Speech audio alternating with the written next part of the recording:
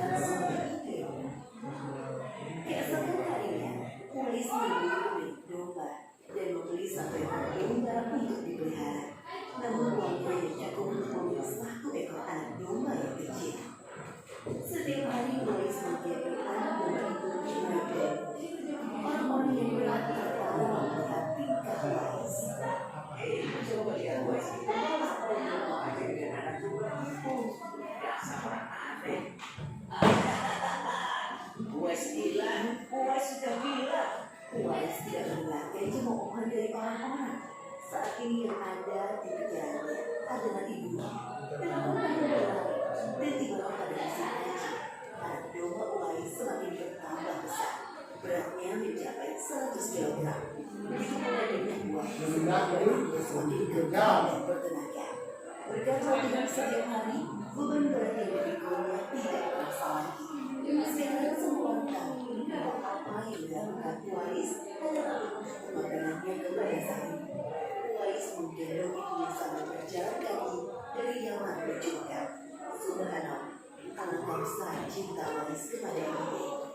Sesampai di Mekah, Uwais tetap menggendong ibunya untuk berdoa di Ka'bah. Di hadapan Ka'bah, ibu dan anak itu berdoa.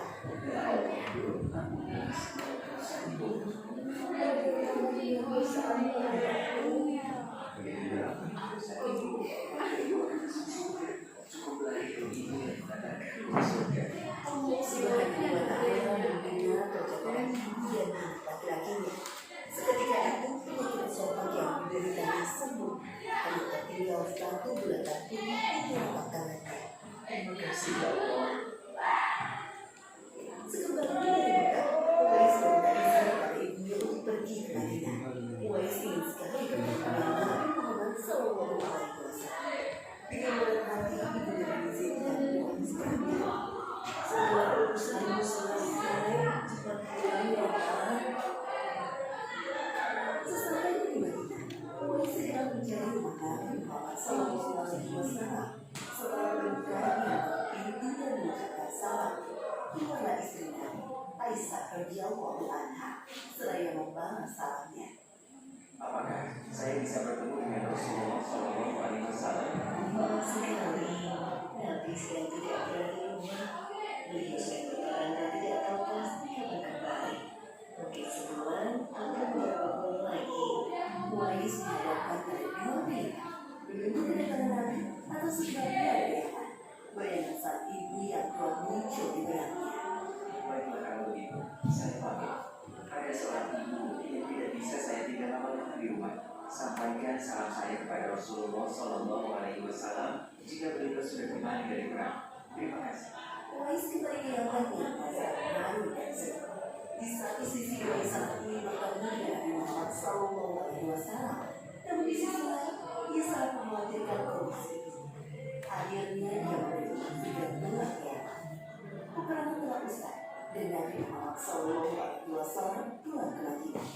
Aisyah radhiyallahu anha menceritakan perilaku pemuda yang mencari muka. Nabi mengatakan bahwa Uwais adalah pemuda yang sangat taat kepada ibunya. Karena ketaatan kepada ibunya itu, nama Uwais sangat terkenal karena penduduk lagi. Seperti tersebut dalam hadis Sahih Muslim Syarah An-Nawawi nomor 2542 dikatakan bahwa sebaik-baiknya laki adalah Uwais al-Qarni. Saat Nabi Muhammad SAW berbincang-bincang dengan Abu Bakar dan Ali bin Abi Thalib, beliau menceritakan tentang sosok Uwais. Apabila kalian bertemu dengan Uwais, mintalah doa dan istighfar kepadanya. Dia adalah penghuni langit. Perhatikannya tampak tandanya ada tanda berwarna putih. Dulu sejak lahir ia menderita penyakit sholat. Namun atas kesalahan dan ketaatan kepada ibunya, Allah Subhanahu wa Ta'ala menyembuhkan penyakitnya. Sampai pada akhir kematian Uwais, ternyata dia berkembangkan. Banyak sekali orang yang hadir mengurus pemakamannya. Orang ini adalah pernikahan yang dikirim oleh Allah Subhanahu wa Ta'ala. Subhanallah, Maha Suci Allah, sungguh mulia sosok Uwais ini. Demikianlah kisah Uwais al-Qarni, pemuda yang terkenal dengan karena ketaatan pada ibunya. Allah Subhanahu wa Ta'ala meninggikan derajatnya. Dalam kisah ini dapat kita ambil pelajaran berharga bahwa kita harus berbakti kepada orang tua. Semoga kisah Uwais al-Qarni menjadi pengingat agar kita selalu mendoakan kedua orang tua di setiap waktu.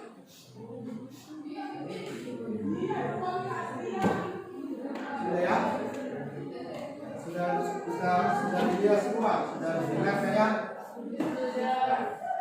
Jadi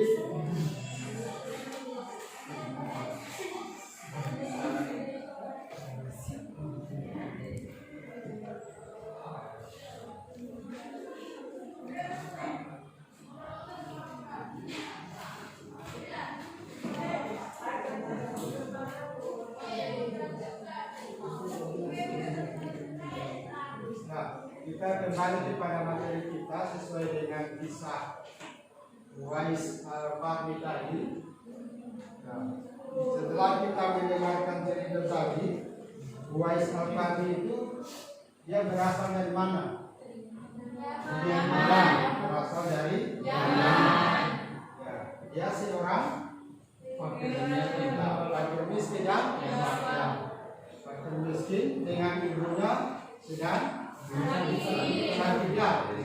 tubuh kayaknya. Ya. Apa pekerjaannya dia? Ya, penggembala domba. Ya.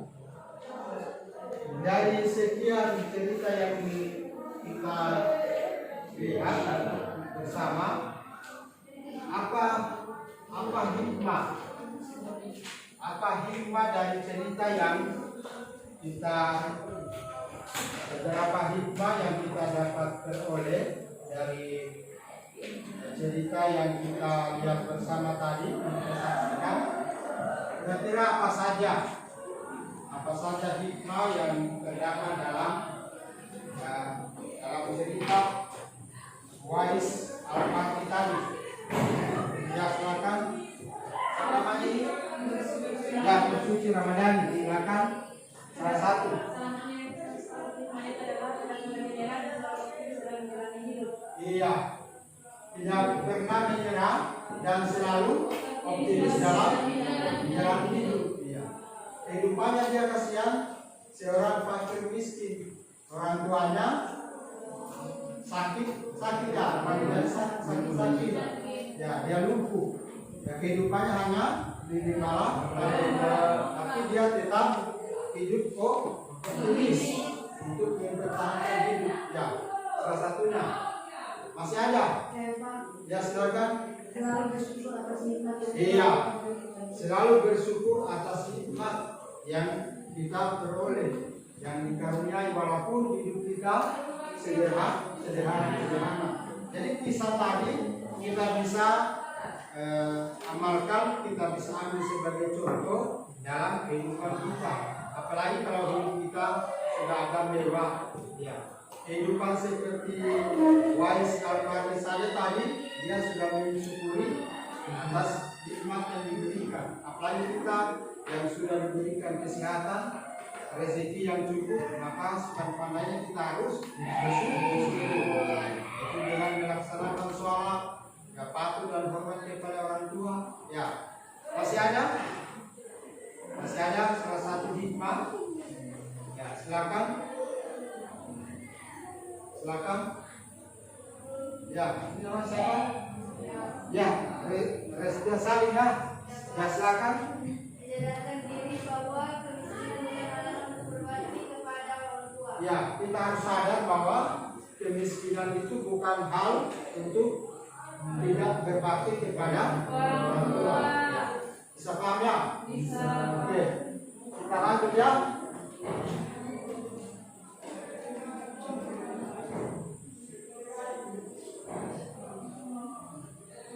Cara berbakti kepada orang tua yang dalam kehidupan sehari-hari.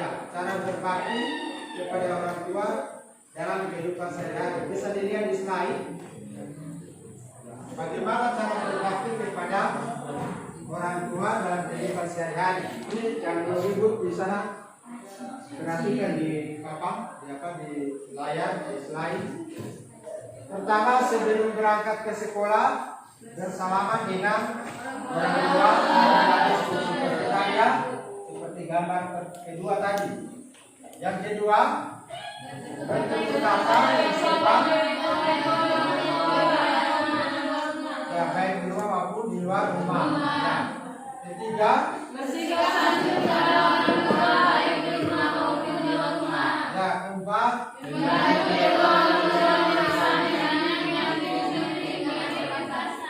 selanjutnya berikut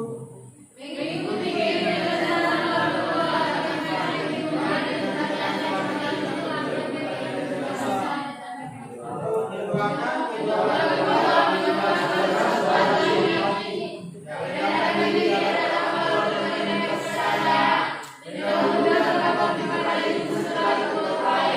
Ya, jadi minimal tadi satu yang kita harus pegang ketika setelah sholat wajib kita harus ada yang tahu kedua orang tua? Ya silakan. Iya, Rabbi Zikni.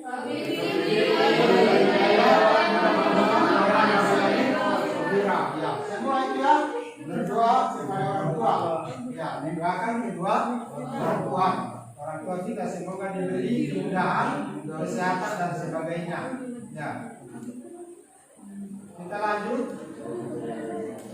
Cara berbakti kepada orang tua yang sudah meninggal. Ya, ini. Jadi berbakti kepada orang tua bukan saja yang masih hidup, tapi juga orang tua yang sudah meninggal. Mari kita lihat ya di slide, kita baca bersama. Pertama,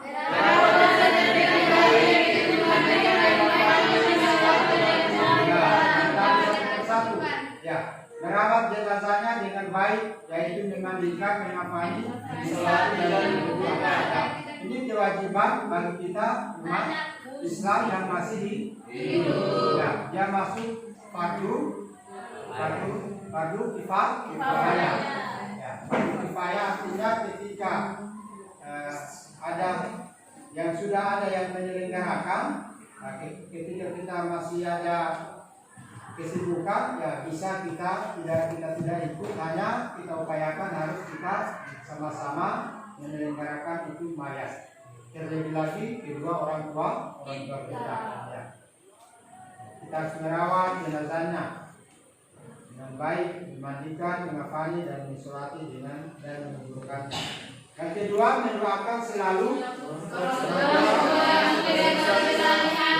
mendoakan. Ya, kita doakan orang tua. Apa doa? Nabi firli wali walidayya warhamhuma kama rabbayani shaghira. Ya, kalau orang tua sudah meninggal, Allahumma ghfirlah lahu warham. Allahumma ghfir lahu warhamhu wa anhu. Ya, doa orang tua yang sudah meninggal. Ya Allah, ampunkan dosanya, lapangkanlah kuburannya. Ya, Sepahnya? Ya. Berikut menjaga nama baik orang tua dengan berikut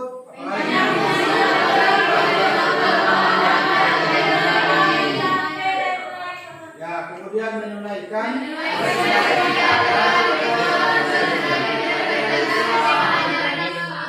ya, bersedekah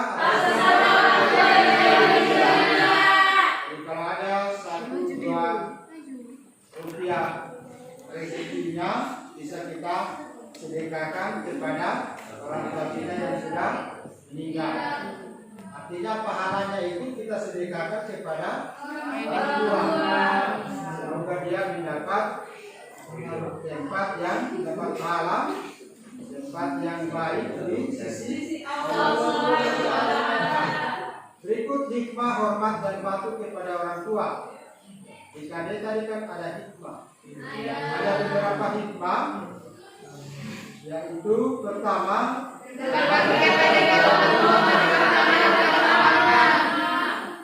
dua, apabila orang tua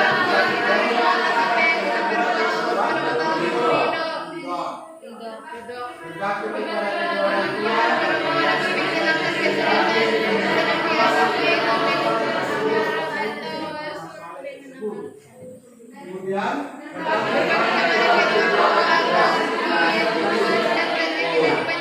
luaskan rezekinya dan dipanjangkan umurnya, berbakti kepada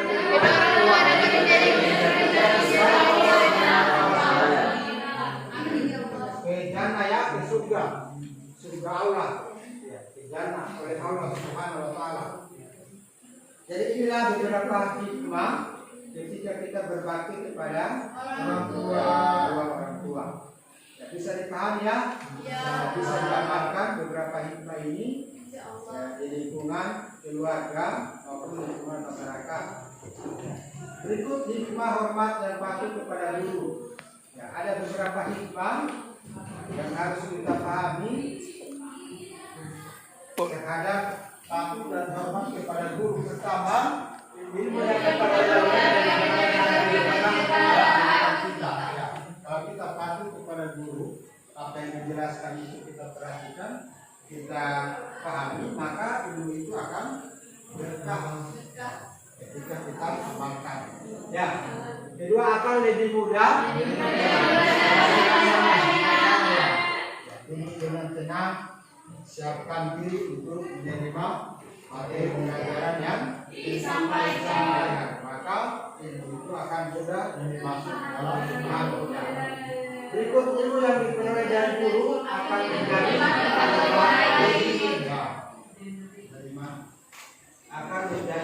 manfaat bagi orang lain. Ya.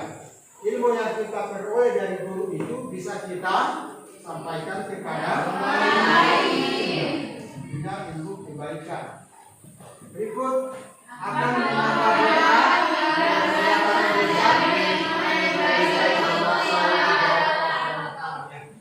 membawa berkah yang memudahkan urusan. Ya, urusan kita dapat dimudahkan, membawa berkah. Inilah hikmah, beberapa hikmah berbuat baik kepada hormat dan patuh kepada guru. Ya, dari sekian pembelajaran kita, sebelum kita akhiri, ada saya kasihkan soal-soal, dia bisa jawab tadi, bisa lihat dirinya, ya, saya bisa dilihat dirinya. Yang punya HP ya, ya silakan bisa dijawab.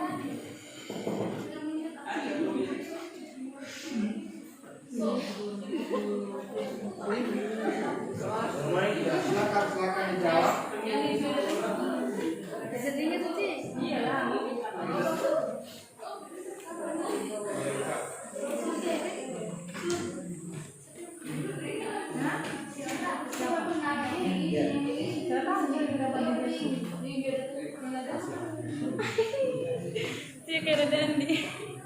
sebelum kita akhiri pembelajaran kita, ada soal-soal yang saya kirim lewat link di HP-nya. Ya silakan dijawab. Ya silakan dijawab. Bisa ya? Bisa. Ya, sudah masuk ya, sudah masuk. Sudah. Ya, silakan dijawab sesuai dengan nomor dengan soal yang ada.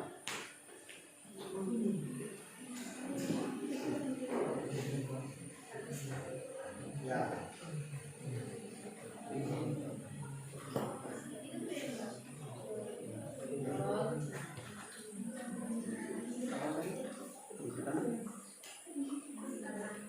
Ya, jam saja. Kalau dia bisa saja, bisa juga. Ya, kalau salah. Ya, Ini ada dua apa? Yang lain ada dua. ya, silakan. Ada kendala? Ya, silakan dijawab.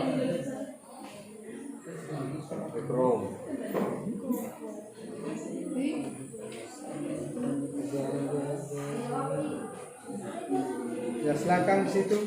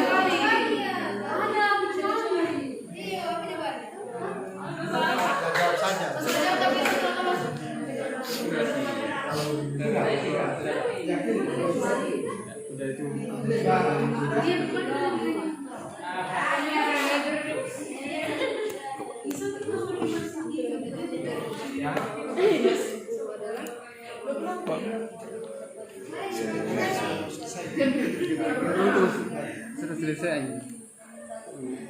Sudah semua.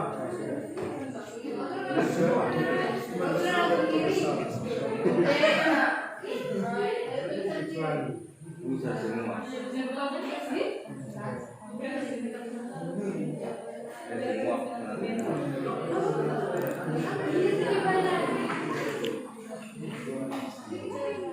Bagaimana?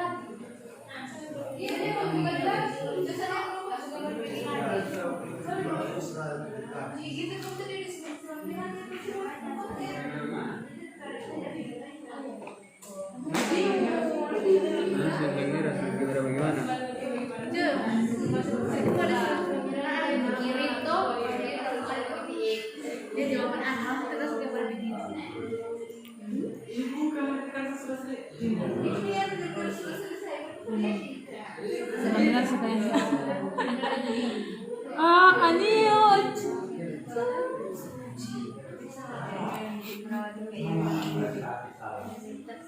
berbeda.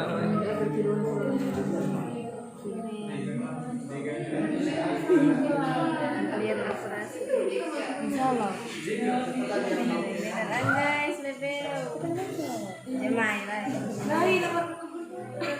Udah coba kamu lihat lah. Beda sih.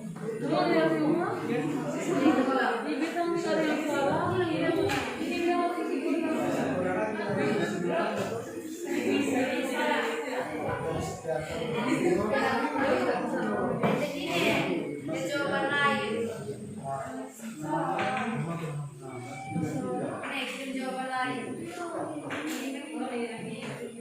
Ini sudah ini.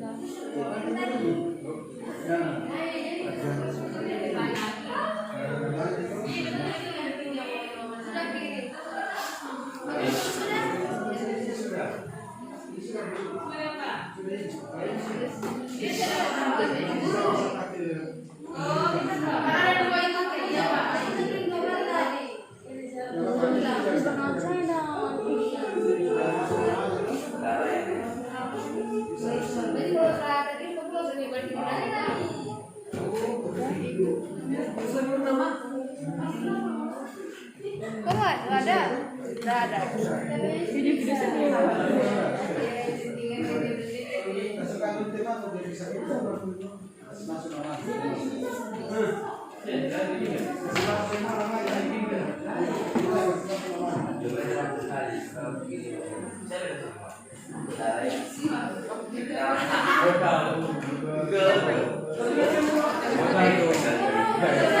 semua.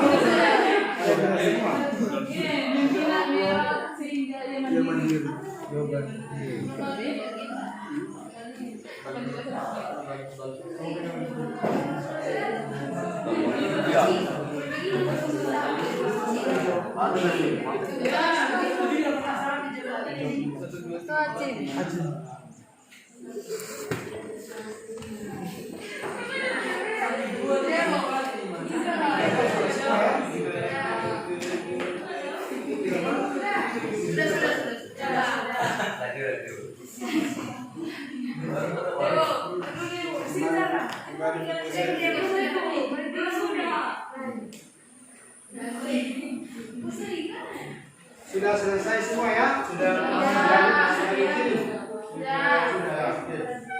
Kalau sudah, pembelajaran kita akhiri sampai sekian.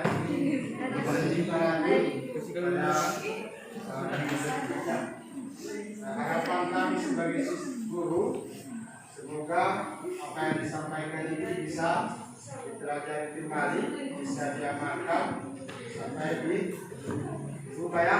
Apa yang kita dapat di sekolah ini sesuai dengan materi yang diajarkan tadi tentang hormat dan patuh kepada orang tua dan guru bisa kita amalkan dalam kehidupan sehari-harinya.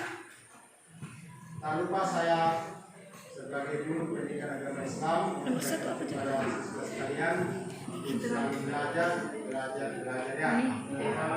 Sekian saya akhiri dengan ucapan billahi taufiq wal hidayah. Wassalamualaikum warahmatullahi wabarakatuh. Waalaikumsalam warahmatullahi wabarakatuh. Sebelum kita akhiri, saya ditutup dengan doa salaman sebelum salam doa surat Al-Fatihah. Silakan Ustaz. Siap, 1, 2. Kita akhiri pelajaran, maka kita berdoa. Doa dimulai. Bismillahirrahmanirrahim. Alhamdulillahirabbil alamin. Ar-Rahmanir